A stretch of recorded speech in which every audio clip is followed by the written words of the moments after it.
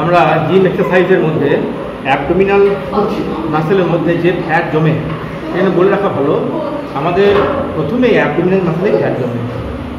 মানে আমরা যখন কোনো খাবার খাই সেই খাবারকে যদি সেই খাবার থেকে আমরা ক্যালোরি পাই, সেই ক্যালোরিকে যদি বার্ন না করি তাহলে সেই ক্যালোরি ফ্যাটে পরিণত হয়ে যায় এবং সেই ফ্যাট প্রথমে কিন্তু অ্যাবডোমিনাল মাসেলেই স্টোরেজ হয়।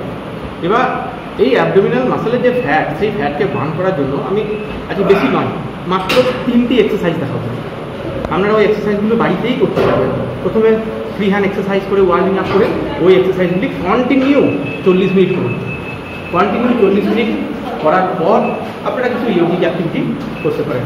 ভিডিওটি দেখুন এবং বাড়িতে একটা ইয়োগা ম্যাটের মধ্যেই আপনারা এই অ্যাক্টিভিটি করুন।